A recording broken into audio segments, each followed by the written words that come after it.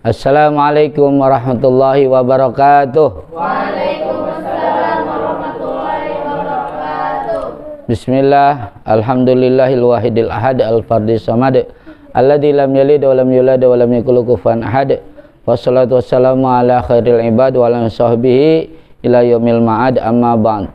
Apa kabar pencinta dan pemirsa Istana Ilmu Sabir Rahim di mana saja berada? Semoga saudara-saudariku semua beserta keluarga selalu Allah anugerahkan nikmat sehat walafiat, panjang umur serta rezeki yang berlimpah lagi berkah, amin ya rabbal alamin. Pada kesempatan yang berkah ini saya akan melanjutkan kajian tauhid Ahlussunnah wal Jamaah dari kitab Tijan Ad-Daruri ya. Nah, yang mana sudah sampai kepada sifat yang ke-11 dan 12, yakni sifat sama dan basor ya. Supaya barokah kita hadar fatih kepada pengarang kitabnya, yaitu Syekh Ibrahim Al-Bajuri dan pensyarahnya Syekh Al-Bantani. Tadilah roti sabil kitab wa syariha Syekh Ibrahim Al-Bajuri wa Syekh Al-Bantani wa Jawa jami masyayim masyayim lal muntaha jami masyayina wa jami ulama al-mustahidin wal muqallin fid din wal musannifin muhlisin wal qurafukal muhaddisin fasirin sadatis sufiyatim haqiqin wa jami auliyatis afi wali sangu fi jawab subakir wa jami masin hadat lama usan bahul bangkan maduram hasim asyari wa qibisan suri wa hasbullah jami rasai masyayikh husain dustur wa Bamin Jubair wa jami aulil karam sultan lima syabdul qadi jalani rasul najis al karim yang li darajat fil jannah wa syamil maghfirah wa bil barakati man wari masarim fil dunya wal akhirah syallana wa lahumul fatihah. Bismillahirrahmanirrahim. Alhamdulillahirabbil alamin arrahmanir rahim maliki yaumiddin iyyaka na'budu wa iyyaka nasta'in ihdinas siratal mustaqim siratal ladzina an'amta 'alaihim ghairil maghdubi 'alaihim waladdallin. Kita ngelogat ya, membarisi dan mengartikan ya. Bismillahirrahmanirrahim. Wa yajibu dan wajib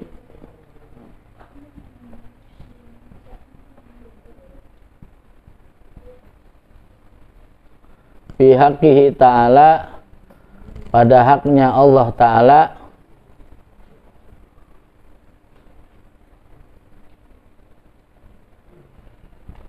Allah Ta'ala. Nah, apa fa'il dari yajibu ya? Apa? As-sam'u sifat sama ya, mendengar ya, mendengar. Wal basaru dan basar,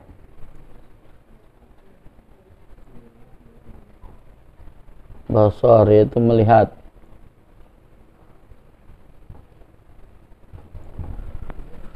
Nah ya, jadi sifat yang ke-11 dan yang ke-12 dari sifat yang wajib bagi Allah adalah sifat sama dan basar ya. Jadi pengertian yajibu di sini ya, jadi ada wajib menurut fikihnya dan wajib menurut ilmu tauhidnya ya. Wajib menurut ilmu fikih berarti kalau kita mengitikadkan adanya sifat sama dan basar pada zatnya Allah Subhanahu wa taala, berarti kita dapat pahala ya. Kalau tidak berarti kita dapat dosa ya. Kalau secara ilmu tauhidnya, nah itu ya, kalau kita mengitikadkan ya tersifatinya sama basar pada zat Allah Subhanahu wa taala, nah itu berarti kita akan sah iman kita ya. Dan kalau tidak mengitikadkan berarti iman kita menjadi batal ya, tidak sah. Nah itu ya. Jadi pentingnya kita beriman dengan ilmu tauhid ya. Karena dalam Al-Qur'annya juga ya disebutkan fa'lam annahu la ilaha illallah. Jadi kita harus berilmu, fa'lam, ketahuilah. Jadi kita kudu ngaji gitu loh ya. Nah, annahu la ilaha illallah. Nah, la ilaha itu kan tauhid ya. Jadi itu kecuali Allah. Nah, jadi artinya kita bertauhid itu harus dengan ilmu. Nah, diantaranya adalah sifat yang ke-11 dan ke-12 itu adalah sifat sama dan basar ya. Nah, bagaimana sifat sama dan basar itu? Nah, di sini dijelaskan selanjutnya, wahuma, dan bermula kedua ya, kedua sifat itu Nah, dirujuk ke yaitu sama dan basor ya. Nah, dirujuk. Nah, pengembalian domirnya domir huma kembali ke sama basor. Sifatani itu dua sifat ya. Sifatani itu dua sifat. Nah, dua sifat qadimatani yang terdahulu dua-duanya. Yang terdahulu keduanya.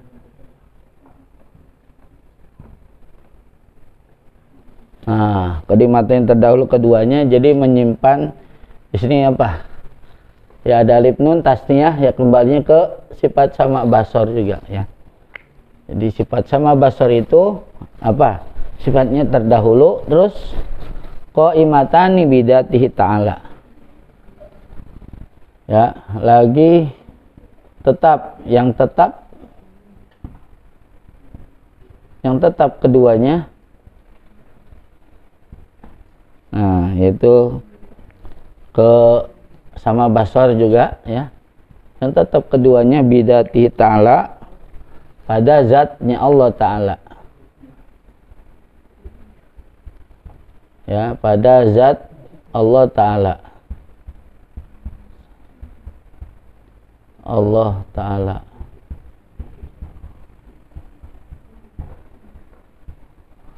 Nah itu yang kasifu biha al-mawjudu, yang kasifu menjadi terbuka, menjadi terbuka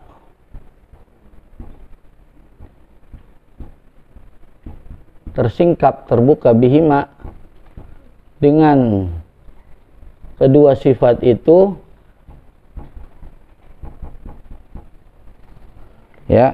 Nah ini domir tasniyahnya hima kembali ke sama dan basar juga dirujuk ke sama basar. Apa yang menjadi terbuka? Naon? Al-mawjudu segala yang ada. Al-mawjudu segala yang ada. Segala yang ada. Ya. Jadi di sini dijelaskan sifat sama basar itu adalah sifat yang qadimatani ya, terdahulu gitu. Jadi sejak zaman dahulu ya, sejak zaman azali sebelum ada segala sesuatu Allah sudah bersifat sama dan basor gitu ya. Beda dengan manusia, sifat sama basornya itu apa? Terjadi kemudian gitu ya. Nah, jadi kita ini kan awalnya tidak ada lalu diadakan ya. Gitu ya. Kita diberikan apa? Diberikan telinga ya.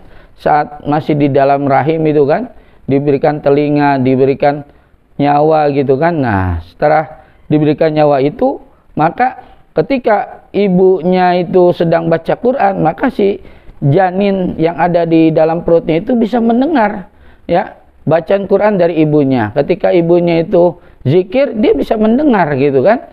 Nah, begitu ya. Ya dibacain Yasin apa segala macam dia bisa mendengar. Nah, itu jadi awalnya kan nggak mendengar dulu ya. Tuh, itulah manusia ya. Jadi mendengarnya itu terjadi kemudian gitu ya. Karena awalnya nggak mendengar dulu lalu diberi pendengaran oleh Allah ya, diberi roh, diberi nyawa gitu kan.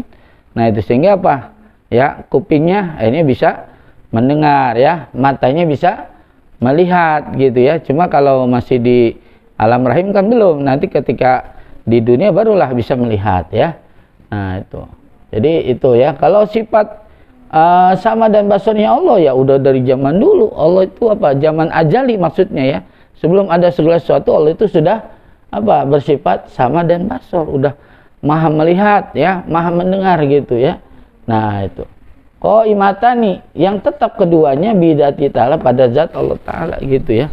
Jadi ini merupakan apa ya, sifat yang senantiasa ada gitu loh pada zat Allah Subhanahu wa Ta'ala gitu ya. Jadi tidak mungkin terlepas ya dari zatnya Allah gitu ya.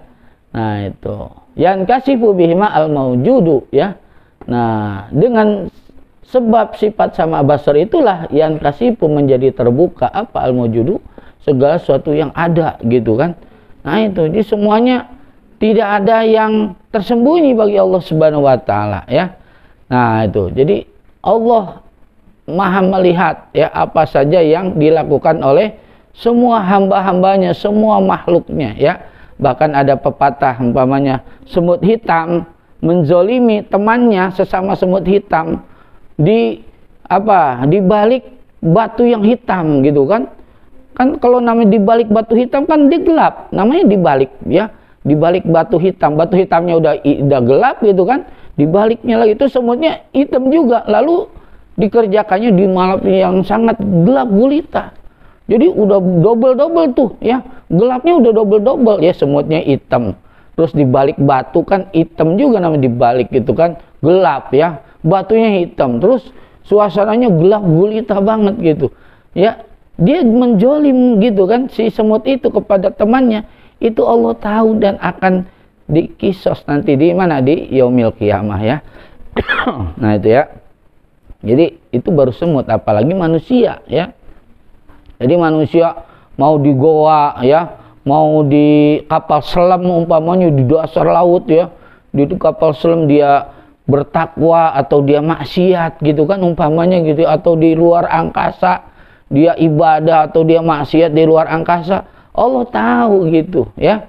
Nah itu ya, apalagi nih mau puasa kan ya, nah umpamanya habis main futsal nih gitu kan, wah jauh ini dari orang tua, jauh ini dari guru ya, jauh ini dari roisah gitu kan, nggak ketahuan nih kalau umpamanya saya makan cendol umpamanya ya, es cendol, wah gitu ya.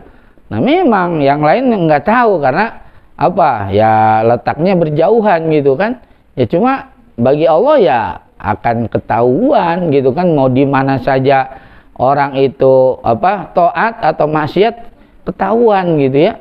Nah itu dia berzikir dalam hati juga nih, kelihatannya diam tapi hatinya berzikir, Allah tahu gitu ya. Nah itu ya, bahkan juga nih orang yang niat baik gitu kan atau niat jelek umpamanya, itu akan diperhitungkan oleh Allah Subhanahu wa taala, Allah tahu gitu kan. Nah itu ya, nah ketika umpamanya kanjeng Nabi Muhammad mau dibunuh nih sama musuhnya gitu kan, Allah tahu gitu kan, langsung dibuat proteksi gitu kan. Nah itu sebenarnya Nabi Muhammad selamat dari usaha pembunuhan ya. Nah gitu, jadi tahulah gitu ya. Nah itu makanya kita harus hati-hati nih dengan kita belajar sifat sama basor ya. Hati-hati bahwa kita ini jangan sampai punya niat-niat busuk, niat-niat yang buruk, niat-niat jahat gitu kan. Karena itu akan langsung gitu terdeteksi semuanya ya. Nah kita berbuat apa saja maksiat mau taat gitu kan, kita nggak berani. Kenapa ya? Misalnya maksiat tuh kita nggak berani, kenapa? Karena Allah akan melihat ya segala ya gerak-gerik kita, kejahatan kita, kelicikan kita gitu kan. Nah itu yang umpamanya di kantor gitu kan, orang korupsi gitu ya, angka 0 berderet, ada umpamanya 20 biji katakan 000-nya gitu kan, dihilangin aja 1 0-nya gitu ya, itu Allah tahu gitu kan. Nah itu mau di ruangan sepi, mau di mana aja gitu kan, orang berbuat zina, orang mabok-mabokan atau korupsi dan sebagainya, semuanya ya akan ketahuan. Jadi yang kasifu bihal mawjud ya, segala yang mawjud yang ada itu semuanya akan tersingkap, semuanya terbuka, tidak ada yang tersembunyi bagi Allah Subhanahu wa taala ya. Jadi semuanya terdengar ya, gitu, apa yang diucapkan gitu kan, apa yang digerenteskan dalam hati itu semuanya akan dicatat, diperhitungkan itu ya. Nah bahkan ada orang menjadi waliullah ya, nah itu di zaman Bani Israel itu ada yang dia jadi waliullah. Kenapa? Karena niatnya baik ya. Dia lihat gunung batu yang begitu banyak berderet-deret gitu kan, di saat zaman paceklik ya. Jadi lagi ada wabah kelaparan gitu kan. Lalu dia bergumam di dalam hatinya, ya Allah, seandainya saya punya tepung segede gunung-gunung itu, saya akan mau bagikan kepada orang-orang Bani Israel nih yang lagi kelaparan tuh. Itu baru berandai-andai gitu kan, berandai-andai kalau saya punya tepung segede gunung-gunung yang gede begitu ya, saya akan bagikan nih di saat lagi ada wabah kelaparan gitu. Saya akan bagikan kepada kaum Bani Israel. Tuh, itu kan niatnya mulia, padahal baru berandai-andai gitu.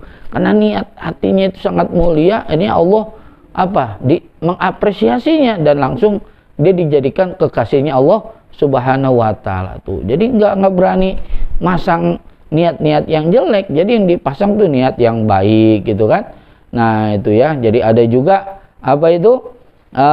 ini kan ada seorang dalam kitab Majalis Susaniyah ya, Syarah Arba'in Nawawi itu dijelaskan. Jadi ada orang yang adik kakak gitu kan. Nah, ini jadi kakaknya orang ahli ibadah gitu kan. Wah, selalu berzikir, selalu sholat, selalu baca Taurat gitu kan. Nah, itu ya, karena masih zaman Israel gitu kan. Nah, jadi dia ahli ibadah nih kakaknya gitu.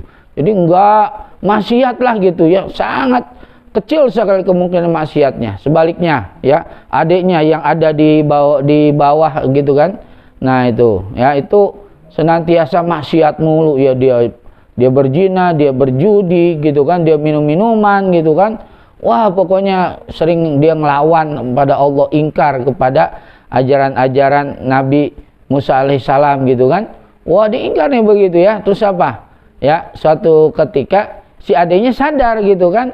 Wah, saya mau ini nih, mau tobat saya mau nemuin kakak saya di atas loteng. Saya minta diajarin ibadah, sholat, ngaji gitu kan. Saya pengen belajar, saya pengen tobat nggak mau maksiat mulu gitu kan. Nah, jadi dia udah bergerak tuh mau naik ke atas loteng. Di saat yang bersamaan akhirnya kakaknya justru sebaliknya gitu. Saya udah bertahun-tahun ibadah mulu nih gitu kan. Belum pernah saya merasakan kenikmatan dunia kayak setetes yaitu khomer ya, arak, kayak gimana sih enaknya ya, terus nyobain perempuan kayak gimana sih gitu kan. Wah gitu ya, main wadon gitu ya, pengen ngerasain lah gitu kan. Waduh, kayak adekku ini gitu kan. Jadi saya kayaknya udah jenuh nih ibadah mulu. Jadi ada kertek niat untuk maksiat tuh ya. Akhirnya dia bergerak mau turun ke bawah ya. Jadi adanya mau naik, kakaknya mau turun ke bawah. Dilalanya kakaknya kepleset ya. Kepleset akhirnya nimpa adanya tuh yang udah setengah tangga gitu kan, nimpa, akhirnya jatuh dua-duanya gitu dan mati ya. Nah, ditakdirkan mati. Akhirnya yang husnul khotimah justru adeknya ya. Padahal dia baru niat mau jadi orang baik ya, tapi kakaknya niatnya mau mau maksiat tuh ya. Jadi jangan main-main. Jadi semuanya akan terbuka, terungkap ya oleh Allah Subhanahu wa taala. Enggak ada yang ditutup-tutup ya. Makanya orang yang bisa memakrifati sifat sama basara itu udah insya Allah menjadi kekasih Allah, menjadi waliullah lah ya. Dia nggak berani dia main-main untuk maksiat gitu kan. Nah ya, kan pernah ada kisah seorang sufi ya, seorang mursyid ya, guru torekat gitu kan. Nah tuh dia punya banyak santri, terus ada santri yang dianak emaskan. Dia sayang banget tuh si kiai itu kepada santri tersebut ya, dianak emaskan. Ini yang lainnya kan merasa ya, merasa iri gitu kan. Kenapa sih tuan guru nih selalu anak emaskan dia gitu kan. Ini gimana? Oh, kamu mau tahu ya, kata gurunya ya. Kenapa saya terlalu menyayangi dia, sangat menyayangi dia? Ayo nanti akan ketahuan ya sebabnya. Sok sekarang kamu semua ya ambil pisau ya, apa aja dah alat untuk menyembelih ya, mau golok kayak, mau pisau kayak, pedang kayak gitu kan bawa ya. Dan juga masing-masing bawa unggas. Ya silakan, mau entok, mau ayam, mau bebek gitu kan, mau soang bawa, burung bawa dah ya masing-masing ya. Nah, ini udah semua dibawa tuh. Ya, diapain nih guru? Nah, sekarang kata gurunya, kamu semuanya saya tugaskan untuk menyembelih di tempat nggak ada yang lihat ya, bahwa kamu sudah menyembelihnya itu ya. Nah, wah gampang itu mah guru ya, laksanakan. Wah, ada yang ada yang di dalam gubuk ya, dipotong, nggak ada orang gitu kan, dipotong itu ya unggasnya. Kemudian ada yang di kebun, ada yang di pinggir pantai gitu kan, ada yang di gua, segala macem gitu. Pokoknya lihat nggak ada orang, langsung sikat, disembelih gitu kan. Nah itu akhirnya sudah melaksanakan tugas ya, kembali lagi gitu kan. Nah, terus lihat hasilnya. Ternyata semuanya udah motong tuh unggas-unggasnya kecuali satu si santri itu ya, yang belum melaksanakan perintah guru itu. Ya, jadi belum dipotong unggasnya itu. Kenapa kamu nggak motong gitu ya? Kan udah saya suruh motong tuh, yang lain itu pada motong ya. Lalu apa kata santri yang di anak emaskan ini apa? Dia ternyata tauhidnya luar biasa. Kan guru tadi nyuruh ya harus motong di tempat yang nggak ada yang lihat gitu loh ya. Saya udah nyari kemana-mana, tapi saya merasakan kehadiran Allah. Allah melihat ya, kemana saja saya berada, saya melakukan apa saja, Allah selalu lihat gitu ya. Jadi saya nggak bisa melakukan perintah guru gitu ya. Kenapa? Nggak ada yang bisa lepas dari penglihatan Allah SWT, dari pendengaran Allah gitu kan. Makanya tuh saya nggak bisa melaksanakan itu. Baru kan kamu semua kalah apa tauhidnya sama anak ini, sama santri ini. Inilah dia udah luar biasa gitu loh ya. Jadi makanya kita ya harus belajar dari sifat sama basar ini, sehingga kita nggak berkhianat kepada Allah gitu kan, di tempat sepi apa gitu kan. Wah gitu ya, umpamanya lihat film-film yang nggak keruan gitu ya, atau batalin puasa, atau umpamanya kita ngambil ngutil umpamanya di Alfamart atau naudzubillah gitu kan. Wah, apalagi sekarang ada CCTV segala macamnya. Wah, itu bahaya itu ya. Bisa diproses hukum dan sebagainya. Pokoknya ya maksiat itu bakal merugikan diri kita sendiri kan. Itu jadi in ahsantum yang pusikum. Mendingan begitu berbuat baik, karena apa? Kebaikannya itu manfaatnya kan ya mengenai berbalik pada diri kita ya. Wa in ahsantum falaha. Kalau kita berbuat jahat, maka kejahatan itu kerugiannya akan kembali kepada kita sendiri gitu ya. Nah gitu ya, kita belajar supaya hati-hati di dalam bertutur kata ya, berniat ya, bersikap, bertingkah laku gitu ya. Nah itu mau di tempat terang-terangan atau sembunyi-sembunyi, semuanya tidak akan ada yang bisa lepas daripada pengawasan Allah ya, dan juga pendengarannya Allah tuh ya.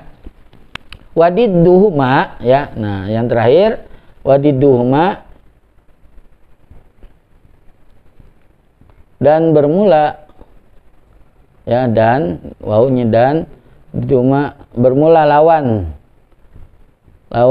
dua sifat itu ya, yaitu sifat sama dan basor ya, sifat mustahilnya berarti ya apa? As-somamu wal ama ya. Tuh. Eta do khobar ya. As-somamu itu tuli ya. Wal ama dan buta. Ini mustahil bagi Allah ya. Nah, gitu, karena ini sifat kekurangan. Jadi Allah dibersihkan dari sifat kekurangan ya. Wa dalilu ala dalika, dan bermula dalil ala dalika, atas itu sifat sama basor ya, sama dan basor. Nah ini khobarnya, qauluhu itu firman Allah ya, firman Allah Ta'ala. Allah Ta'ala apa? Wahwas sami'ul basir. Tuh ini apa dalil nakli ya dari Al-Quran. Wahwa, dan bermula dia, tuh ini mubtadanya, dan bermula dia Allah ya, dia Allah. Nah as-sami itu yang maha mendengar ya, as-sami yang maha mendengar, mendengar. Nah, maha mendengar. Al-basiru lagi maha melihat. Nah, al-basiru lagi maha melihat. Nah ini dalil apa? Dalil naklinya ya. Ya, dalil aklinya udah pastilah gitu ya. Jadi ya kita berdoa dikabul mau ya, berarti Allah denger itu. Enggak apa, ada Ya, satu dalil akli bahwa Allah ngabulin doa-doa kita berarti Allah mah dengar ya. Nah, kita banyak kelaparan terus dikasih rezeki sama Allah, berarti Allah kan lihat ya keadaan kita ya. Dia mau di kolong langit yang ketujuh gitu kan, kita lapar atau kenyang, Allah tahu, Allah lihat gitu ya.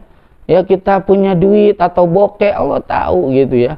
Jadi ya udah ngomong aja sama Allah gitu kan, jangan lapor sama makhluk, lapor sama Allah ya. Segala-galanya sama Allah gitu ya. Makanya jangan coba-coba nyontek ya. Nah, kalau lagi masih belajar nih jangan coba-coba nyontek ya, mungkin pengawasnya lagi keluar ya. Itu sengaja kadang-kadang nguji itu ya. Ah, ini santri-santrinya, murid-muridnya pada jujur nggak nih gitu kan. Jadi jangan asik gitu, pengawasnya udah keluar, gitu kan, bisa nyontek dong gitu ya. Jangan begitu. Kita udah belajar sama basar gitu. Ya Allah mau melihat. Pengawas boleh nggak ada, tapi Allah ada. Nih, ya kanan kiri kita raqib atid, siap menulis gitu ya. Jadi kita kagak berani gitu berbuat curang, berbuat licik, berbuat jahat ya. Nah, ini penting ya. Jadi kita insya Allah lah, jadi ada waskat, pengawasan melekat. Jadi insya Allah kita akan menjadi orang yang soleh dan akan jadi kekasih Allah kalau kita benar-benar bisa memakrifati dan mengamalkan sifat sama basornya Allah ini ya, sehingga senantiasa hati-hatilah berucap, bersikap dan bertingkah laku ya. Mudah-mudahan ada manfaatnya. Hadanallahu wa ikum ajmain. Wallahu muwaffiq ila aqwamit thoriq. Wassalamualaikum warahmatullahi wabarakatuh.